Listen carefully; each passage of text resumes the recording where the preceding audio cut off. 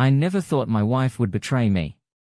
At a company gathering, she chose to spend the night with my boss while I was outside, riding a horse, immersed in loyalty to my family. Welcome to the Love and Betrayed Love channel. If you enjoy this story, don't forget to subscribe and give it a thumbs up. Ethan, you rode his thoroughbred all day. It's only fair that he rides yours tonight. She said, turned and left the bedroom. What the heck? I said to myself. My thoughts returned to the events of the last day. It all started with a trip to business owner Audra's home in Rolling Hills, California.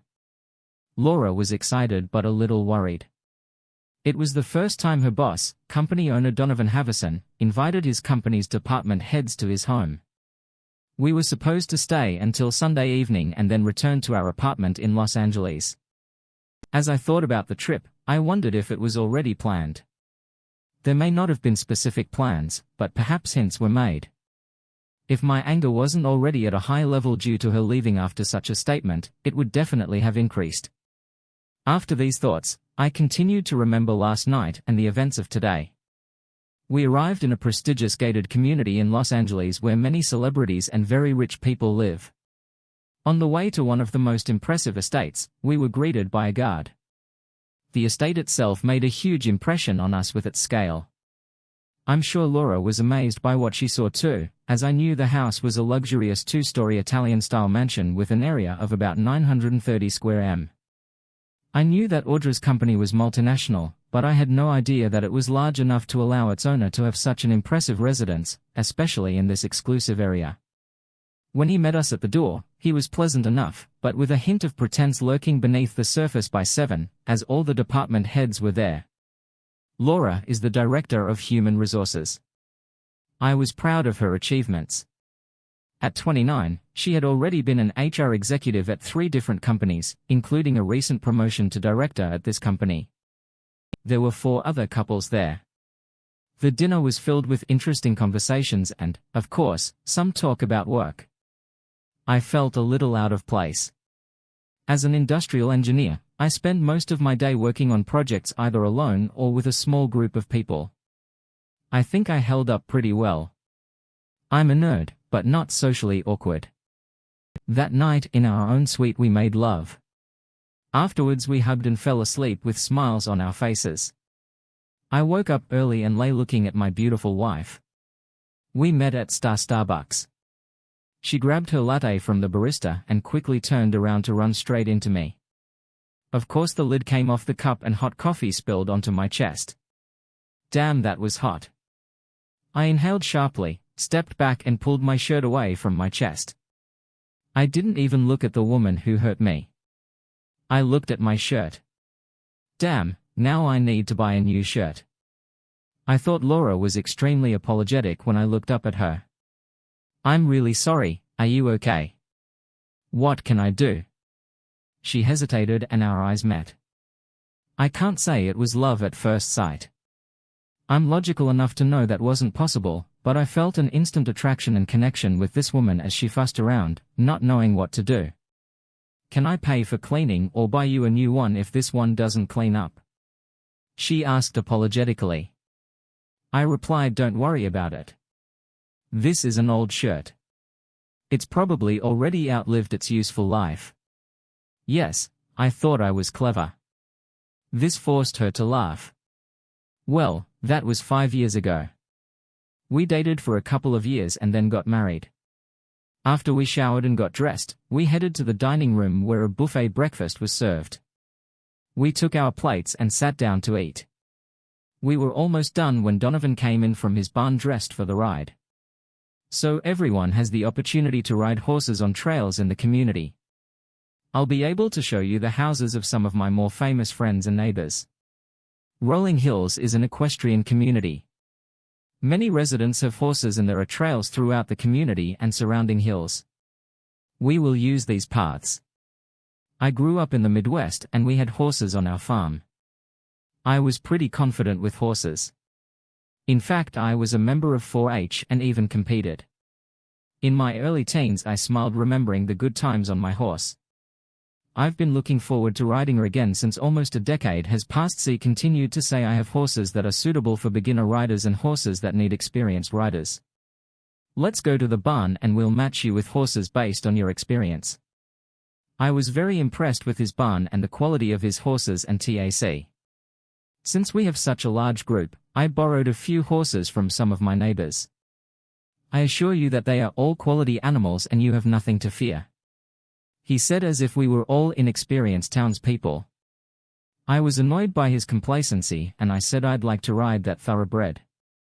I walked up to the magnificent animal standing proudly in his stall. She wasn't even equipped to ride.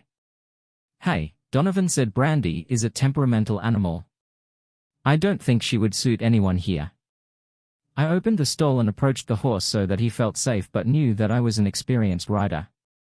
She didn't even flinch, feeling my confidence. Donovan noticed this and, with a smirk on his face, said if you're really determined to ride Brandy, I should warn you that I'm not responsible if she dumps you. I could tell he was trying to scare me and show others that he is in charge. Order then said CT, maybe you should listen to Donovan and choose another horse that he can pick for you. I know my male ego was hurt by what she said. This showed a lack of confidence in her husband. She saw photographs and even trophies of my riding achievements. Why did she doubt my abilities? No, I'm sure, Brandy and I will do just fine. I said. Donovan grinned again and ordered his groom to bring the ammunition for Brandy. I helped him while he put it on. She felt a little nervous around him. I wondered how he treated her as we all saddled up. Donovan said we'll be walking along the trails and I'll be pointing out the houses of some famous people. Then we will return to the house for lunch. We probably spent at least 2 hours walking around the community. As he introduced us to the important neighbors, I pretended to be interested, making Brandy feel more comfortable with my riding style, and I became more confident in how she responded. I couldn't wait to let her run. Finally, as Laura and I rode side by side, we came to a section of hills that had been left undeveloped so that owners could enjoy time on their horses galloping over the hills. I turned to Laura and said, let's speed up and let these majestic animals show us what they can do. Ethan, I don't feel comfortable doing this. Let's stay with the group. This is right. Laura, are you going to quarter horse, one of the most stable and balanced horse breeds? You have to trust your horse. She knows what to do. I don't want to take any chances. She said. At that moment, Chat rode up to us on his horse and said we'll go back to the house now. I think we've ridden enough for today. I was hoping to let this wonderful horse run around a bit. Could we spend a little more time in the open? Well, Ethan, you do look confident in the saddle, but most of us are inexperienced. I wouldn't want anyone's overconfidence to lead to injury. I heard a condescending tone in his voice. He understood that I knew how to drive, but in his eyes I was a simple nerd. He challenged me. I decided to play on his stupidity. It's quite normal. Order thinks it's better to stay with the crowd. I wouldn't want anyone to feel inferior because of their lack of experience. Yes, I teasing him. He may own these horses and sometimes ride them, but he is not a rider. He kept them as a status symbol for his neighbors. I noticed for a moment a look of contempt on his face. Well, let's get some lunch and then maybe you and I can come back here and let these animals run around. I didn't like how he called horses animals. He spoke of them as stupid creatures. We talked during lunch. The others discussed the houses and celebrities they had met. I saw Donovan's chest puffed up with pride with every compliment or comment. After lunch, we sat on the large terrace and discussed various topics. I listened with half an ear.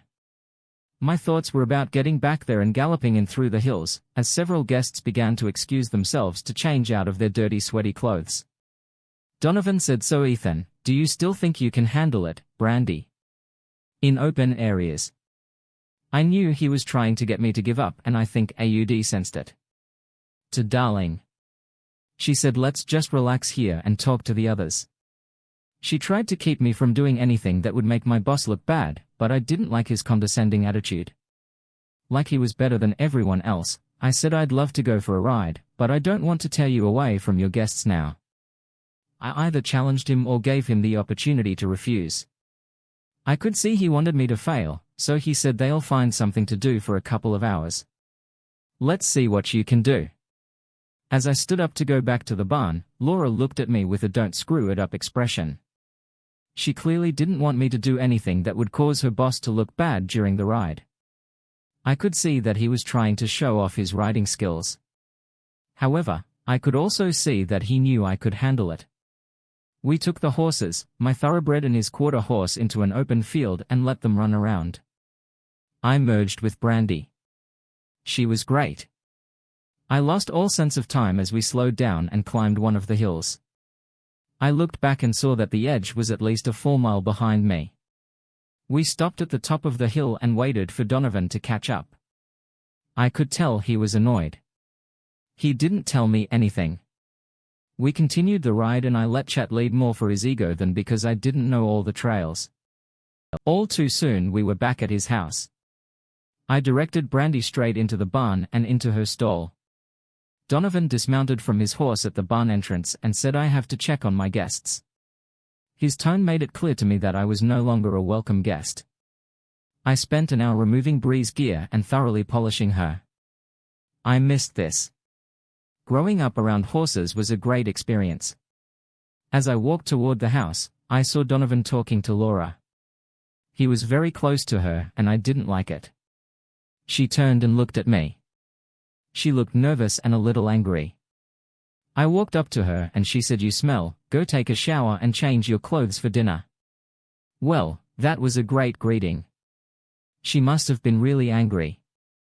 I went to our room and decided to shave, take a shower and get dressed for dinner. I needed to win her back when I came out to join the group. They were all sitting on the terrace. Donovan and Audra were deep in conversation. When I approached them, they stopped talking and Laura looked guilty. I wonder what they were talking about. I thought dinner was nice, but Laura was more detached. She avoided eye contact with me. It was almost 9:00 by the time we finished our meal, dessert and after-dinner drinks. We headed to our room, Laura barely saying a word. Then, when she closed the door, she went to the bathroom with her overnight bag. I heard her taking a shower. She spent 15 minutes in the shower and what seemed like an eternity after showering, doing something in the bathroom by this time. I had already undressed and went to bed. When she finally came out, she was wearing a negle that I bought for her on one of our trips. She looked great and I thought the cold night would actually turn into a chance to right my wrongs and make amends to her boss. Then she put on her robe, turned to me and said, "Ethan, I'm spending the night with Donovan." I was stunned. I stared at her at a loss. Then I found my voice. "What did you hear me? I'll spend the night with Donovan. What the hell, is it a joke?" "No, I'm drawn to him and he asked me." "You are the director of human resources. You know how wrong this is.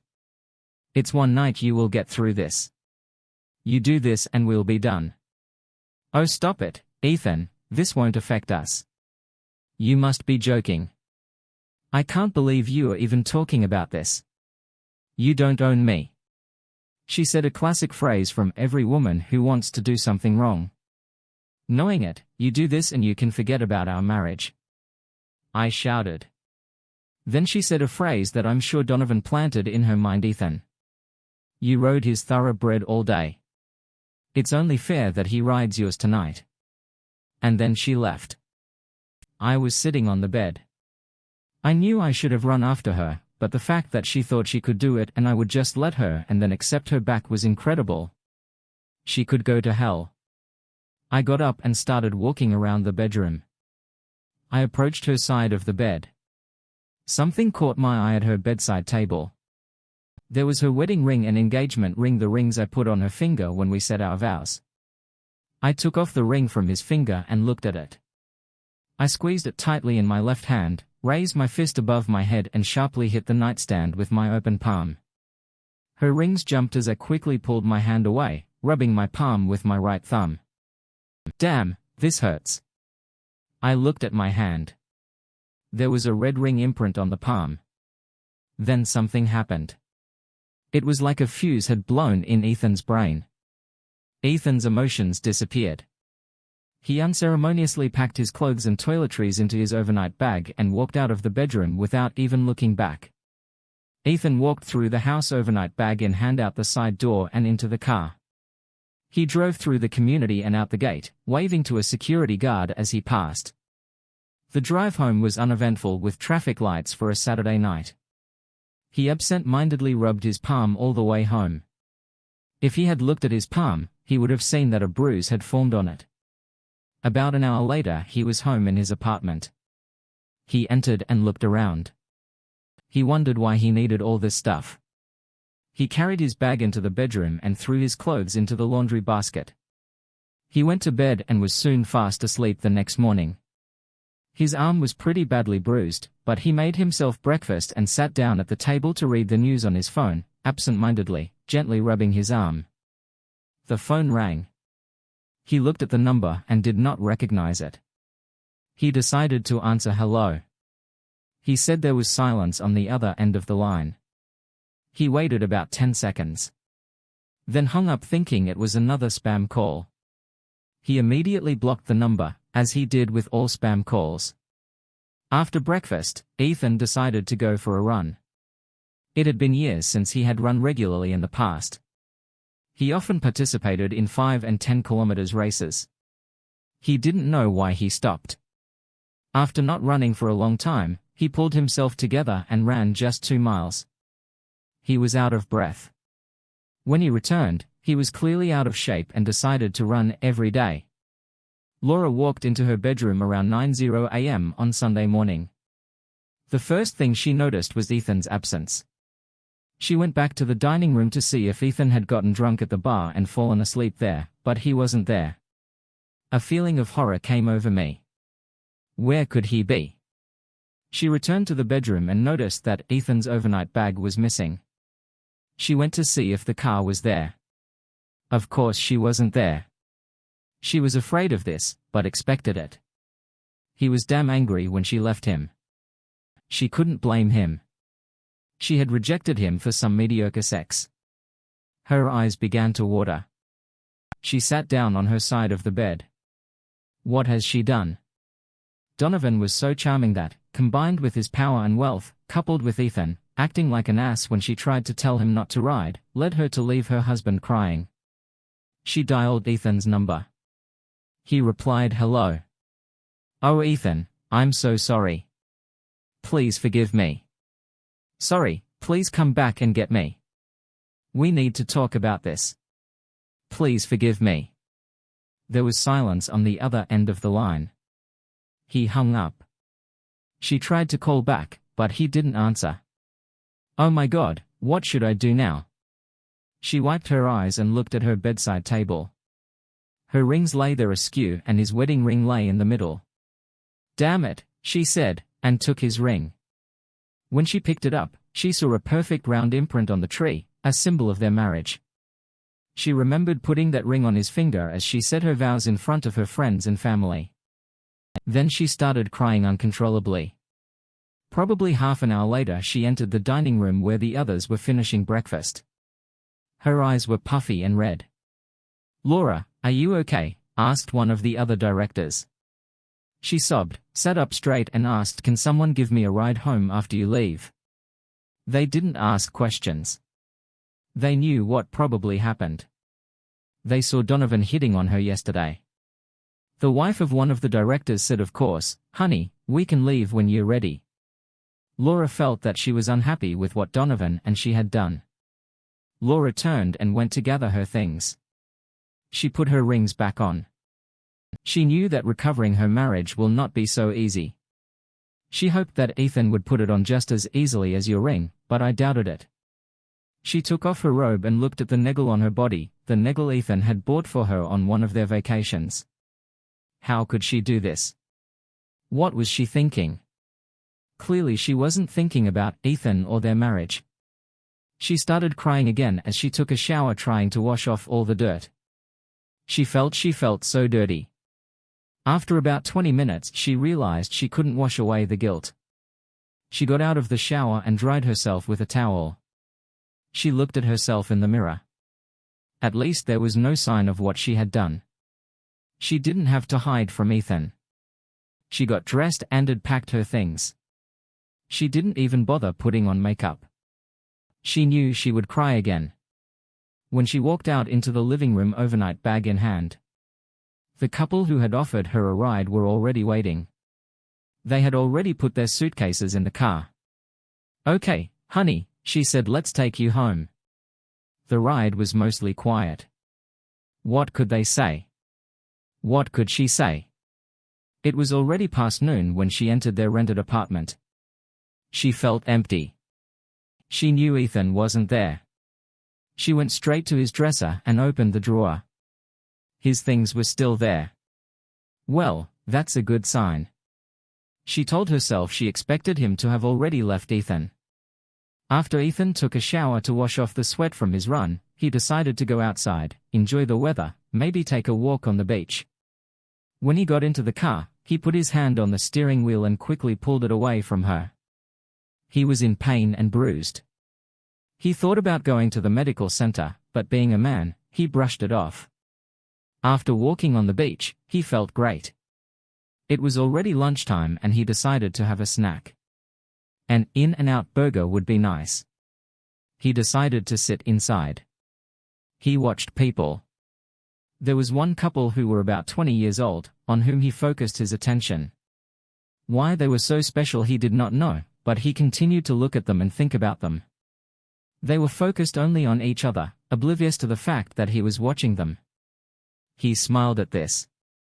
After lunch he decided to take a ride along the coast. Although the scenery was amazing, something bothered him as he drove through the surrounding hills. Adra.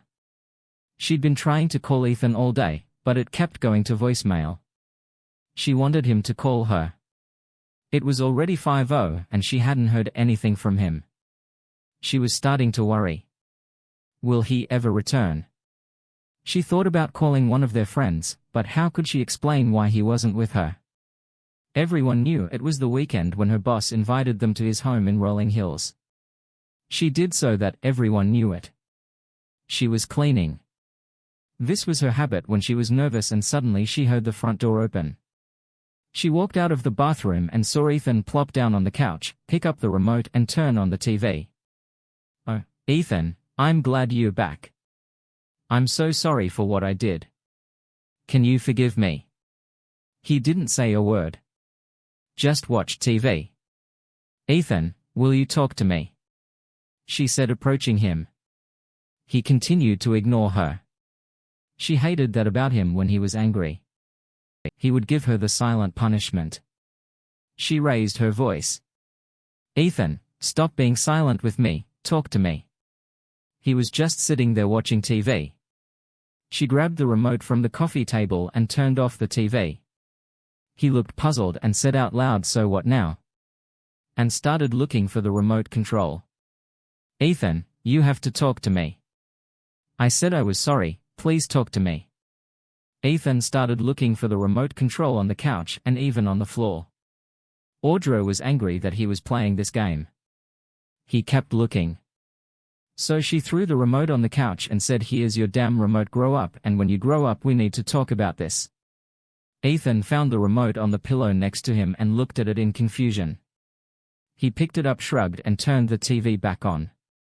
Audra screamed, "Turn off the damn TV and talk to me." Ethan just sat there watching TV. Laura stormed out of the room and slammed the bedroom door. Ethan, after an uncomfortable ride through the hills around Los Angeles, he decided it was time to go home.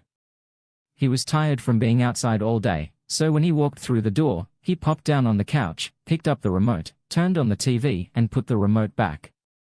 He was watching TV and suddenly the TV turned off by itself. He looked puzzled and said, "So what now?" and went to look for the remote control. "Where is this remote control?" He looked around on the couch on the floor. He was nowhere to be found. He looked to the left. There was no remote control. Then he looked to the right and there he was lying on the pillow, where he had already looked. What the hell, he thought.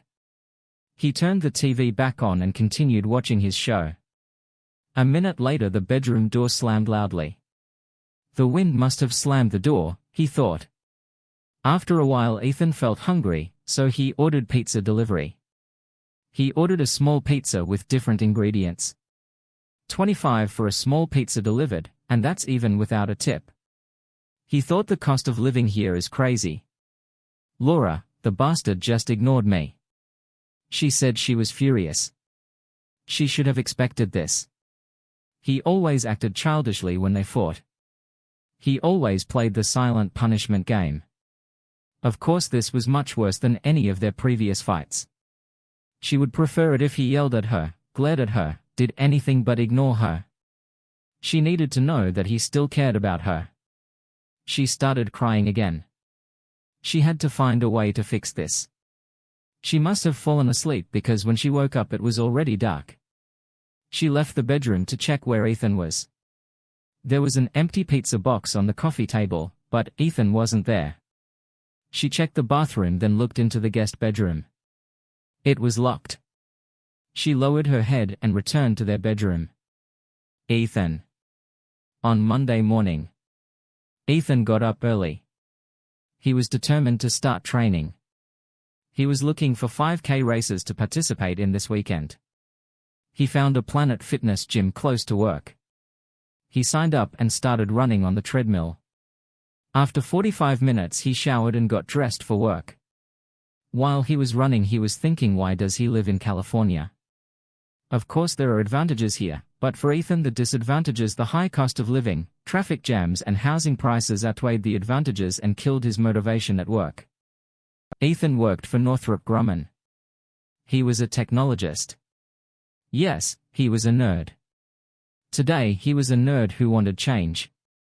He decided that today he would talk to his boss about the transfer. Yes, he may have to take a pay cut to move from California, but the difference in cost of living more than makes up for it.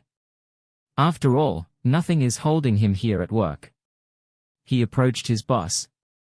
Sir, I would like to inquire about the possibility of a transfer. What, to another department?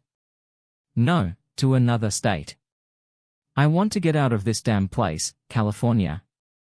Well, I would like to leave too, but my wife doesn't allow it. There are housing prices and all these idiots on the roads. My blood pressure would immediately drop 40 points. You're lucky you can leave. He connected Ethan with HR, and by the end of the day he had opportunities in Wyoming and Montana. Of course it was necessary to pass an interview, but with a recommendation from the boss and an excellent track record. It was just a formality. After work, he went to the gym again. He needed to work on strength training to improve his endurance. On his way home, he stopped for Thai food so he wouldn't have to cook himself. Arriving home at 7:00, he sat on the sofa and opened the food. He needed something to drink, so he went to the refrigerator and grabbed a beer. Another night in front of the TV eating takeout, what kind of existence, he thought. Laura woke up Monday morning and looked at the other side of the bed. She knew he was sleeping in the guest room, even before she saw that his side of the bed was untouched. Maybe he'll talk to me this morning, she thought as she headed to the bathroom. In the bathroom, she noticed that his toothbrush, razor and deodorant were missing. He moved them to the guest bedroom. She thought. She went to the door and knocked.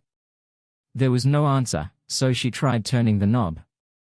The door was unlocked, and when she opened it she saw that he was no longer there.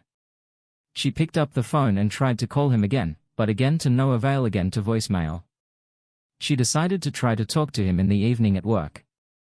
She noticed that people behaved differently towards her. Obviously the events of the weekend did not remain only among the directors. She would have to talk to them about spreading rumors and keeping private lives private. She might be able to stop it from spreading further. The day dragged on endlessly. She really wanted to be home. Ethan usually gets home. By 5:30 she wanted to prepare his favorite dish for his arrival at 4 p.m. She left work just a little earlier than usual, and by 5:25 she had the chicken Alfredo ready. She rehearsed what she was going to say to him by 6:00. She began to worry. She went to check his things. It seemed to her that they were all there. It was good he didn't leave. By 6:30 she was starting to get angry. The food was placed in the oven to stay warm. She tried calling him again to no avail. She could only wait. She constantly looked at her watch. The numbers on the digital display seemed as if they were changing forever. At 7:03, Ethan walked through the door. Laura jumped up and went to the oven to get food. Ethan walked into the kitchen. Laura said, "I made your favorite. I'll put it on the table now." Ethan opened the refrigerator, grabbed a beer and walked back into the living room. Laura placed the dish on the table and looked at Ethan sitting in front of the TV. He was already eating takeout. "Ethan, I cooked dinner. At least you could come to the table and eat it, even if you don't want to talk to me." There was no reaction. He didn't even look. "Ethan, listen, you have to stop this. You have to say something again." No reaction. "Well, to the with you," she said, as she threw the chicken Alfred in the trash and left the room again, slamming the door. She had to find a way to get through to him.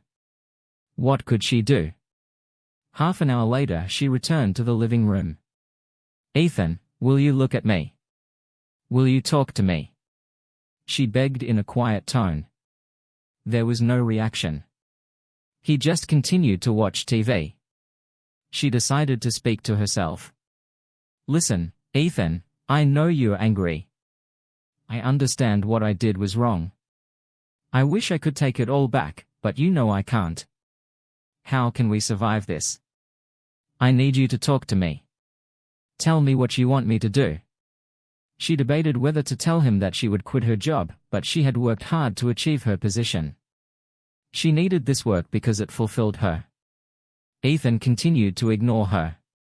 She was broken. What should she do, not knowing what to do? She sat down next to him on the sofa. She knew better than to try to hug or kiss him. Past fights had shown her that when he was angry, he didn't want any physical contact, so she just sat next to him on the couch. She sat there for an hour. He laughed occasionally at the comedy show he was watching, but he didn't say a word to her. At 8:30 he turned off the TV, got up and went to the bathroom to get ready for bed. She just sat on the couch in the dark, tears streaming down her cheeks. She knew she had to give him time. She had wounded him deeply, a wound that would take a long time to heal. She only hoped that he would give her this time on Tuesday. He was at the gym early again, his mind wandering as he ran on the treadmill. He decided on Wyoming. It would be close enough to Nebraska, his home state, but far enough that he wouldn't be expected to come home often. He valued his privacy. When he arrived at work, he had a message from HR. He was told that both Wyoming and Montana had requested interviews. He decided to pursue both possibilities, although he was leaning toward Wyoming. Not wanting to waste time, he scheduled video interviews for the same day. Given the time difference, he needed to do this as soon as possible. So at 1:00 he had an interview with Montana. He felt it had gone well and they had a clear need that he could satisfy. However, Wyoming won it, not because of its proximity to its home state, but because they were working on arming hovering drones with lasers. This was something he was strongly attracted to, and his current work experience would be particularly useful here. "When can you start?" They asked him. "Give me this week to hand over my duties and finish some things here. Then I will need a week to move and get settled, say the first week of October." That sounds good. His new boss said, "If you need help with anything, feel free to contact me or my assistant. We will do our best to help you with an easy transition." So throughout that week, Ethan got up early in the morning, went to the gym and worked late every day to ensure that all his projects were moving forward smoothly. This meant that when Laura made dinner at 5:30 on Tuesday night, he was gone by Thursday night. She didn't even bother making dinner. He came home late every night, either picking up takeout or eating before coming home. There was still no interaction between them. No matter how many times Audra tried to talk to him, he ignored her. On Friday night, his work colleagues threw him a farewell party at a bar that night. He returned home at almost 11 AZ and was quite drunk. He fell asleep falling asleep on the couch. Laura was disappointed and unhappy that Ethan didn't even acknowledge her. She called the woman from work and agreed to go to breakfast. She needed to talk to someone about the situation. She needed help. Her friend was divorced. Perhaps she had some experience in how to save a marriage. Audrey hoped to learn from other people's mistakes, find out what not to do.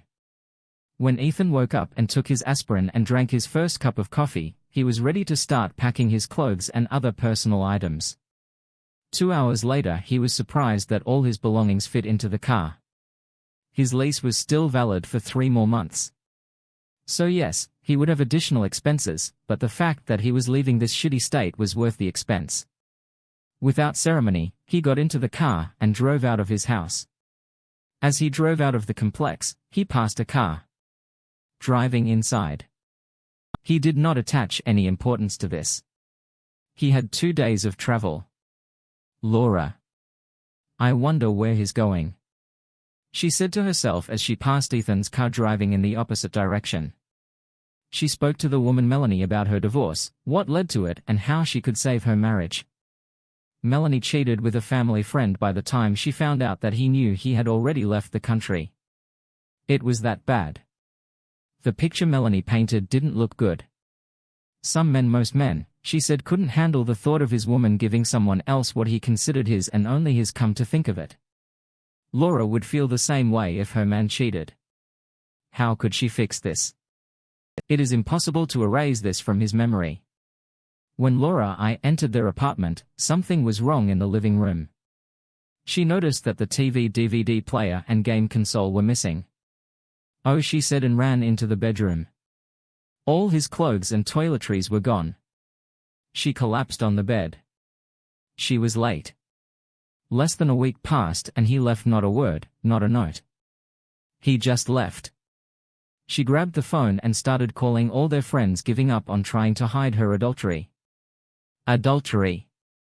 She thought, let's call it what it was, a damn mistake, literally.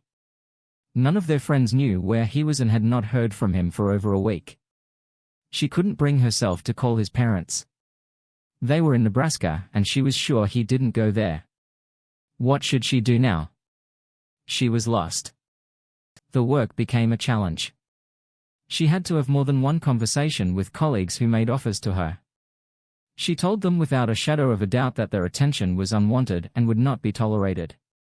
Despite the rumors that had been circulating about last weekend, she had already earned the nickname HR Director whispered behind her back. She was fine with it, as long as it stopped the rumors and her co-workers from harassing her. She knew it was useless, but she called Ethan anyway. Of course, voicemail went. She left a message anyway. Ethan, I saw you leave. I don't know where you're going. I really want you to talk to me. I love you. I'm so sorry for what I did. I don't know what to do to fix this. I'm starting to realize there's nothing I can do. I screwed up. Please call me. I need to hear your voice. She hung up. She didn't end the call with, I love you. As usual, she knew it would sound empty. Ethan made a plan. His plan was to get to St. George, Utah today. Traveling through the desert was tiring and there was little to see or appreciate, so it would seem like a 10-hour drive, when in reality it would take about 78 hours. He would find a motel and start the long drive through Utah and into Wyoming early in the morning. While traveling, he thought about his life. Going to college in Arizona was a different experience compared to his Midwest upbringing, but Embry-Riddle really brought out his potential. They made him an ideal candidate for the Northrop Grumman job. When they offered him the job, he was delighted. It was a dream job. The years flew by. In fact, he barely remembered most of them. Most of the time he knew it was all about work with California. Behind him. He was looking forward to starting a new life in a new place with new challenges, and maybe he would find someone to share his life with. He felt empty in his soul when he thought about it, Laura. On Monday morning, Laura decided to take time off from work and try to speed things up by visiting Ethan at his work. Being a contractor for the military, security did not allow her past the reception desk. When she asked for Ethan, she was told that he was unavailable. Of course she didn't believe it. They were covering for him. She asked to call his boss. When Mr. G. Heaven came down to the reception room to talk to her, he was a little puzzled. "How can I help you, Mrs. Bryant? I need to talk to Ethan. I know he's been avoiding me, but I really need to talk to him." "I'm a little puzzled. Kirk doesn't work here anymore. Friday was his last day of work here." "Did he quit?" "No, he requested a transfer last Monday. He said he wanted to leave this hellhole of California." "So where did he go?" "I don't think I should give you this information. If he didn't talk to you about it, there was a good reason for it. You are the HR director. You must understand this." "So he left California." "I probably shouldn't have even said that." He said she realized she wouldn't get any more information from him, so she said, "Well, thanks, if you talk to him, please tell him. I want to talk to him." She saw that he understood that they had problems and she wanted to try to solve them. As she walked out to the car, she scanned the parking lot in case she was being told a lie to cover for Ethan. After looking around for a minute or two, she realized with disappointment that Ethan's car was nowhere to be seen. Mr. B. Haven was telling her the truth. Ethan, the Sunday drive through Utah and into Wyoming was incredible. The scenery was breathtaking. He had never driven through Utah before, always flying home from Los Angeles for the holidays. He'll have to spend more time here now that he's in the same state. Finding a hotel in Cheyenne was not difficult. It was the end of September and the tourist season was already ending. He decided to stay at the Town of Place Suites by Marriott. This gave him time to find a nice townhouse or apartment while still being able to cook his own food. There was also a gym there, so he could continue his training. He needed to look into changing his Planet Fitness membership to Cheyenne. You may just have to cancel your membership and start a new one. This reminded him that he would need to open a new bank account and inform his work about the automatic transfer change. Of course you will need to change your driver's license. He started making a list on Monday. He started completing his to-do list. The DMV was about what he expected. You take the number and wait. Luckily it didn't take as long as he thought. They were quite effective. Opening a new bank account was also easier than he expected. He was even given a debit card the same day. He will wait for the checks before closing the California accounts by 2:00 in the afternoon. He had completed all the items on the list. He decided to stop by his new place of work and introduce himself to his new boss. His boss was extremely helpful, even giving advice on which areas of the city to avoid and where to look for good accommodation. After talking with him for half an hour, he thought they would get along. Great Wyoming seemed like a great change in his life, perhaps even a permanent location. Weeks passed. Ethan adjusted to his new job and Laura continued to try to find him, but to no avail. Then Audra decided to take drastic measures. She picked up the phone and called Ethan's parents. She was sure that he told them all the details of her obvious betrayal. They were church people. She was sure that if they talked to her at all, she would receive a lot of reproaches. "Hello, Carol. This is Laura," she said hesitantly. "Carol, why is it so official? You know you can call me Mom." Laura was puzzled. Had Ethan not called and told his parents for a whole month? "Sorry, Mom, how are you doing? Fine, so how do you like Wyoming?" "So that's where he is." Laura thought not bad. Laura said and then took a chance and asked what did Ethan say about that. "Oh, you know Ethan, he's not a man of many words. He said he was glad to get out of California. I was surprised you didn't mind it." "Well, we discussed it. I think you get used to the Midwest. Give it a chance." "Okay, thank you, Mom. I have to go, but I'll be in touch." Laura hung up. She was confused. He left without saying a word to her, but seemed to be hiding it from his parents. Was there any hope left? If he didn't tell his parents about the details, then maybe he was willing to work on their relationship.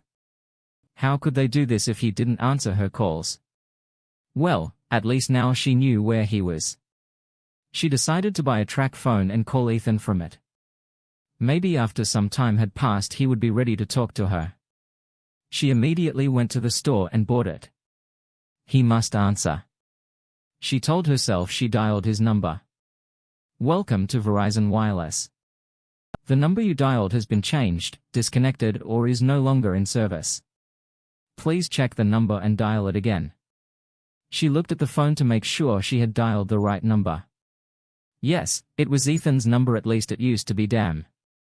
He must have changed his number. So what's now? She couldn't call her mother-in-law again and ask for a new number. Well, she knew he was in Wyoming and had a work transfer, so let's start there. She went to the Northrop Grumman website and looked up information for the state of Wyoming. They had a branch in Cheyenne, Great, the capital. How to find him among 10,000 people. She then thought about hiring a private investigator to find him. But what will it do? Because she needs to talk to him. She decided to take a week off and find him on her own. Ethan at work at Kerr. Everything was going great and he was starting to feel like part of the team. It was the end of October and the Human Resources Department informed me that I needed to fill out forms to open new benefits. While reviewing his benefits, he noticed that instead of being on a single-person plan, he was on a family plan. There must be some kind of mistake. Ethan thought. He immediately made changes to one person's plan for the following year and requested a refund. HR looked into it and said that they approved the plan last fall and that they couldn't do anything because it was his decision. Ethan was puzzled and absent-mindedly rubbed his palm. He looked at the hand he was rubbing on the palm. Under the skin there was a circle of hard tissue the size of a nickel coin. I should check my hand, and he thought Laura. 3 weeks after the conversation with Ethan's mom, Laura sat in the car in front of his work, waiting for his car to pull out of the parking lot. At 5:30 she spotted her and followed him. He drove to the Planet Fitness gym and went inside. Does she want to go there and meet him? What? If he ignores her again and just walks away without giving her a chance to follow him, then she will lose the chance to find out where he lives. She also won't be able to talk to him like a normal husband and wife. No, it's better to wait. So. An hour later Ethan walked out to his car and Arudra followed him to the hotel where he was staying. She was angry that he left her and was also worried about how to approach the matter. How can she do this? Just go knock on his door saying hi, and can we talk? She sat in the car going through all the scripts. He could get aggressive, but that wasn't Ethan's style. He could start screaming and cursing. She would deserve it, and in fact it would be better than what he did at home. Maybe he'll use the silent punishment again and just won't talk to her. They needed to discuss this. She made a huge mistake. She knew it even while it was happening, but the fact that Ethan didn't listen to her and instead went riding to show himself off to Donovan irritated her greatly. He simply could not act calmly, jeopardizing her position at work. By the time she realized she was making a big mistake, she was already in bed with Donovan at this point. The damage had already been done. Finally, she worked up the courage to go to his door and ring the bell. She heard Ethan inside approaching the door. She knew he was looking through the peephole. After 10 seconds, he walked away from the door. She started knocking and begging him to open the door and talk to her. There was no answer. Now she was angry. She started banging on the door, ringing the bell and screaming for Ethan to open the door. The neighbors from the next room opened the door and looked at her. She stopped. "What are you doing?" they asked in an accusatory tone. "I'm trying to get my husband to open the door and talk to me," she exclaimed. "Husband Ethan lives here. He is not married." "I think you have the wrong number. He is married. We've been married for 3 years. The wife of one of the neighbors said very confidently we invited him to dinner a couple of times and he categorically stated that he was not married. He dated a girl in college for a while, but it didn't work out. I don't know what kind of nonsense you're trying to pull off, but if you don't leave, we'll call the police.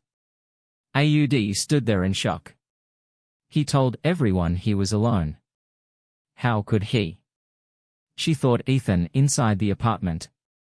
Ethan had just gotten home, tossed his gym clothes into the washing machine and put on some sweatpin to relax. Then the doorbell rang. He walked up and looked through the peephole. This is strange. He said to himself there was no one there. A few minutes later he heard neighbors talking on the sidewalk. It sounded like an argument. They were a nice couple and he hoped they would work things out. As he stood there, he absent-mindedly rubbed his palm, feeling a circle under his skin.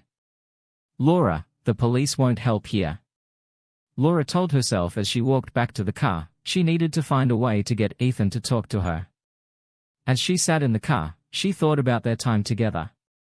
If she hadn't been so clumsy, they would never have met. She thought about their dates and how 3 months passed before they made love. Why the hell did she do what she did? She knew Ethan and his Midwestern values would never allow that. Donovan was so charismatic and powerful. It was as if she had no control. At least that's what she told herself, although she knew it wasn't true. She knew it was wrong. She knew deep down that it would ruin their marriage. But Donovan was so convincing and he had a point to prove after Ethan showed off his superior writing skills. Damn it, Ethan, why did you have to provoke him? She knew she was shifting the blame from herself to Ethan. She also knew that, despite her words "you don't own me," it wasn't what they both thought. They were one, and yes, he owned her as much as she owned him. They were each other's most treasured. She started crying again after 10 minutes. She started the car and drove to another hotel. The night was restless. She had nightmares about Ethan disowning her, saying that he never really loved her, that she was just a good piece of body to him. In the morning she decided to go to his work and talk to him there. Ethan at 10 OED, he received a call from the administrator, who said that someone in the reception wanted to see him. I wonder who it could be, he thought. When he approached the receptionist, she said, "This woman asked for you," pointing to the furniture in the reception area. He looked and saw no one there. He laughed and said, "Funny, you caught me, Chloe. You make fun of the new guy and make him feel like he's part of the team." Then he turned and walked back to his desk, rubbing his palm, as he always did. Chloe looked puzzled as Ethan walked away. The woman walked up to the reception desk as Ethan was talking. She stood 5 feet away from him when he turned and walked away. Laura stood there in shock. Ethan ignored her completely, not even acknowledging her presence in the same room in front of another person. Chloe apologized to the woman, who explained that she was his wife, but they had a big fight. Chloe, not knowing what to do, called the HR specialist when he went out to the waiting room. He secretly assessed the beautiful woman in the waiting room. He didn't like that. He couldn't get a good look at her. As an HR professional, he had to set the right example. He wondered how many of these women he could ask out if he didn't have to be the right HR person. "Hello, I'm Mr. B. Miller. How can I help you?" "Miss.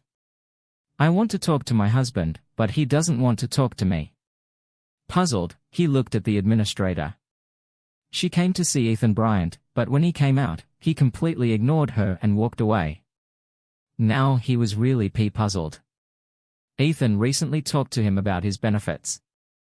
He said that he was given benefits for his family, although in fact he was alone. Ethan told me specifically that he's single. In fact, he changed his benefits to reflect this. "Are you recently divorced?" "No, we had a fight and he transferred here." "Do not know what to say." "Talk to him for me, please." She begged, "Let me talk to him." He said when he talked to Ethan he was adamant that he was single. He returned to the woman in the waiting room and told her that Ethan was sure that he did not have a wife. The woman insisted that she was his wife. She showed him her driver's license. It did have the same last name as Ethan and an address in Los Angeles. She was so persistent that he decided to call the Los Angeles office. Mr. Haven said Ethan was married at least while he worked there. Laura actually came to him after Ethan transferred. He described Laura and her description matched the woman in the waiting room and Ethan's previous address matched what was on her driver's license. "Miss, leave your number with Chloe and I will try to look into this. Are you staying in the city?" he asked, thinking to himself, a woman who looks like that must be a real or have done something very bad if he wants to get rid of her. Mr. Case Miller checked a few more details and was puzzled when he spoke to Ethan again about his marital status. He was a good judge of character and could read body language well enough to believe that Ethan was telling the truth, or so he thought. Then he decided to call his psychologist friend. Northrop Grumman was a defense contractor and it was important to make sure employees were mentally stable. He had free time the next day, so Mr. B. Miller arranged for Ethan to visit him. Then he called Laura Mrs. Roy Orient. "The doctor has determined that he has selective amnesia. What happened just before he was transferred here?" Laura fell silent. He could tell that it was something big and that she didn't want to discuss it. "Perhaps it is better if I talk to you personally about this. Sometimes it's good to have someone to lean on." Besides, he thought he could use some time with this beautiful woman. They met at a restaurant near work. He explained to her what the doctor had said. He then asked what happened that could make him forget about marrying such a beautiful woman. She deflected, saying they had a huge fight about a week before he left for Wyoming. It had to be something traumatic to cause amnesia, and then she broke down. "I cheated on him with my boss," she finally admitted. At that moment, Laura heard Ethan's voice. She heard him from across the restaurant, which was not too densely packed. She turned to see him talking to the hostess. "I ordered takeout. Your name, Ethan Bryant." "I'll check your order, Mr. T. Bryant," she said and went into the kitchen. Laura, seeing a chance to talk to him, stood up and walked towards him. "Ethan, oh dear, I'm so sorry, forgive me." He stood there ignoring her, not even looking in her direction. "Ethan," she said, grabbing his hand. The hand felt lifeless. She pulled it, but his body did not react. She stood right in front of him and he continued to ignore her. She started screaming at him and stomping her feet. The hostess returned with Ethan's food and addressed Laura. "Miss, what's your problem?" "This is my husband and he doesn't want to talk to me all this time." Ethan stood without emotion. He noticed his food and asked, "Is this my food?" The hostess hesitated and said, "Yes, I've already paid for it." Laura still held him in one hand and he took the food with his other hand.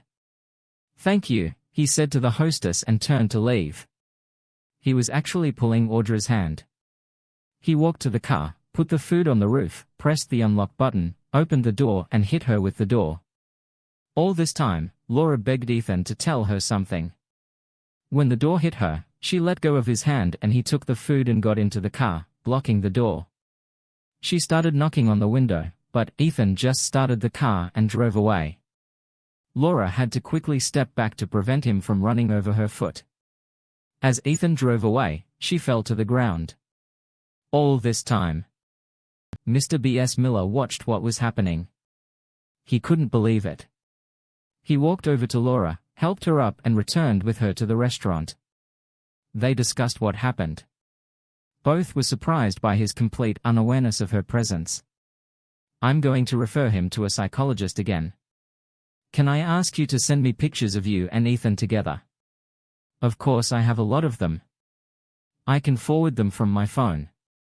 "Okay, send them to my phone and I'll give them to the doctor." "Do you have a photo of just you? Maybe a more personal one that might jog his memory." "Oh yeah, this is a very personal photo," Laura said reluctantly. "Perhaps this is something that will help him remember," he said, thinking, "and I wouldn't mind adding it to my personal collection." Ethan was called back into Mr. Bram Miller's office and referred to a psychologist. He was puzzled by the need for another visit. "Mr. Bryant, please sit down. May I ask why another assessment?" "There is a problem, just a follow-up check." "It won't take long," he said. Mr. Miller told him about the events of the previous day in the restaurant. He also sent him photographs. Do you know Miss Laura Jackson using her maiden name? No, I haven't met anyone with that name. Ethan replied, rubbing his palm. Can you look at this photo and tell me what you see? The photo was of Ethan and Laura taken at a restaurant shortly after they started dating. This is a photo of me sitting in a restaurant I frequented in the Los Angeles area. Who else is in the photo? There are a few people in the background, but I don't know who. They are just some customers. The doctor looked at the photo. Ethan was clearly sitting at the table with his arm around the woman Mr. Miller said was Ethan's wife. He showed him another photo. This is me on the beach in the gazebo. How did you get these photos? Is the government watching me? Oh no, I got them from Mr. B.D.I. Miller. He got them from your friend in Los Angeles. He showed him a few more photos and the reaction was the same. Although his wife was in all the photos, he did not see her. He was starting to get a little irritated, rubbing his palm all the time. One more, Mr. Bryant, he said, showing him a photograph of his wife in a negligee sitting on the bed. This photo appears to be of an expensive bedroom, possibly a hotel. Okay, Ethan, thanks. That's all. Releasing him. Ethan stood up and left, returning to work. When Mr. Miller was informed of the outcome of the meeting, he asked, should I be concerned about his work here? No, I do not think so. It appears to be fully functional, other than blocking everything related to his wife. There shouldn't be any problem, and in the future he may remember these memories, but he may not. Those years with her were simply filled with his work life. However, if he starts to remember or there are problems related to his marriage, please contact me. Mr. Miller called Laura Mrs. Bryant. I talked to the doctor. Photos didn't help. This is selective amnesia. He forgot about you and your marriage. Then Laura remembered what Ethan had told her before she left that bedroom, before she left their marriage to sleep with her boss. She didn't even say goodbye. She just hung up. Ethan told her that she could forget about their marriage, and he himself forgot about their marriage. Finally, realizing that she had ruined her marriage and needed to get back to work, she began to prepare to head back to Los Angeles. As she got ready, she thought about the end of her marriage and her job. She was sad about her marriage and had mixed feelings about her job. She needed to keep working, at least for now. She needed money to live, and her position as HR director brought her a good salary. She knew, however, that she would no longer be able to treat it with the same zeal as she was paying at the hotel. She opened her Gucci bag to take out her car keys. There at the bottom of the bag was Ethan's ring. She brought it in the hope that they would make peace and he would wear it again. What will she do with him now? She'll decide that.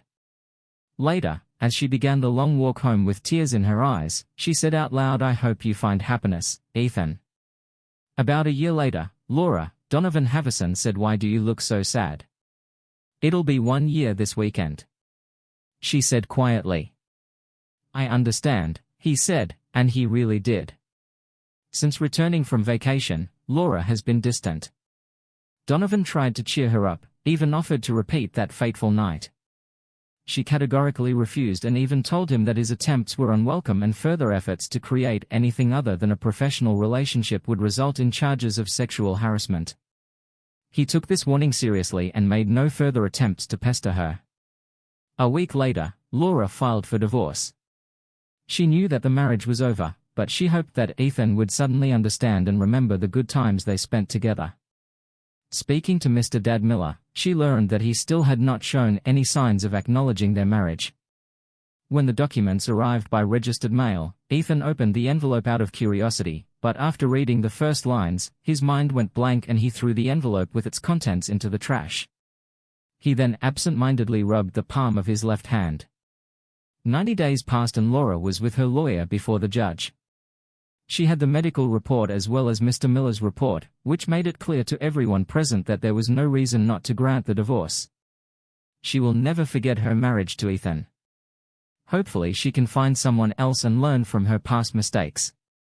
This weekend Donovan was in his stable telling his groom to saddle up a thoroughbred horse. The groom looked surprised. Donovan didn't like riding this horse. It was too restive. He preferred the quarter horse, a much lighter horse. However, Laura mentioned the finalization of her divorce and he remembered how her husband controlled this animal with such ease. He also remembered how he performed that weekend. He needed to prove to himself that he was not number two, especially in front of a man who abandoned such a beautiful woman.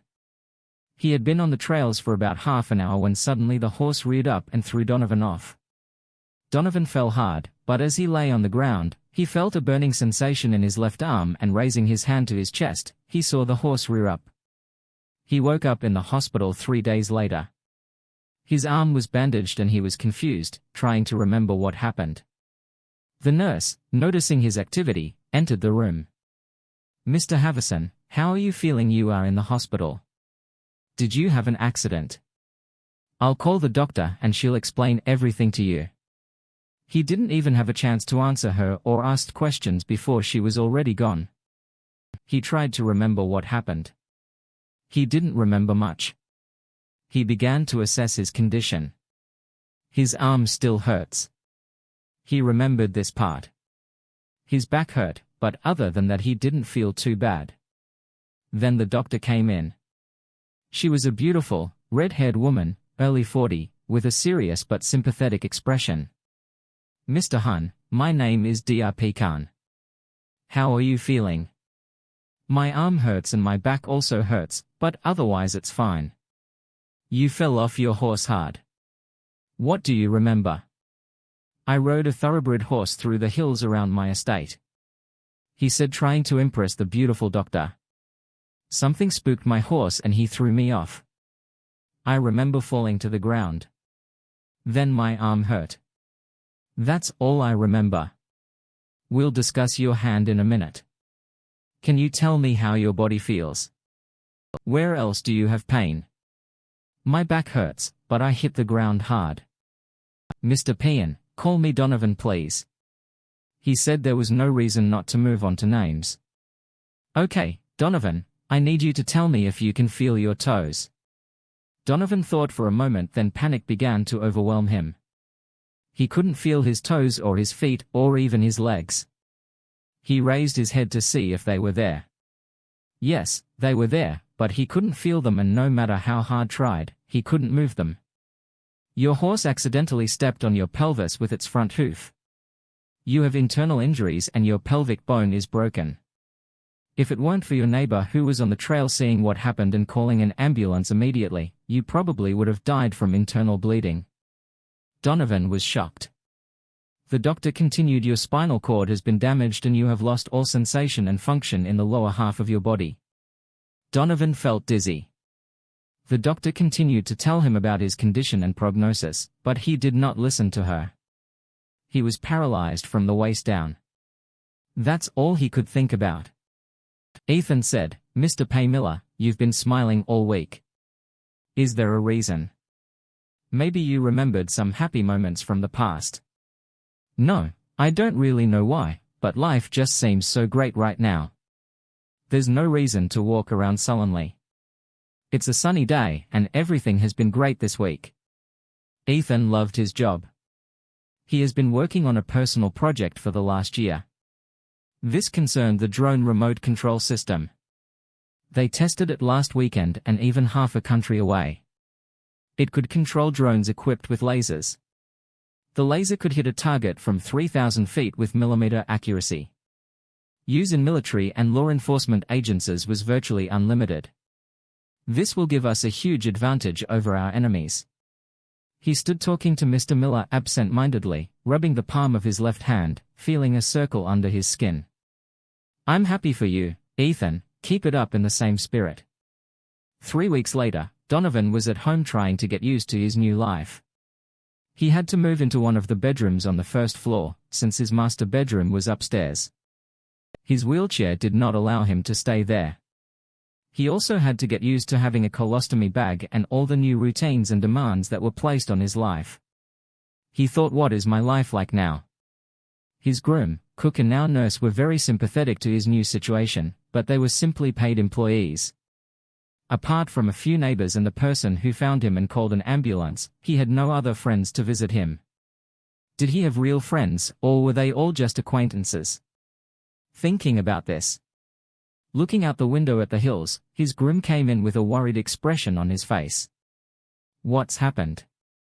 Donovan asked. "Sir, I think I need to call the vet tomorrow. Why, there is a wound there that, despite all the ointments I applied, does not heal here. Let me zoom in so you can see it."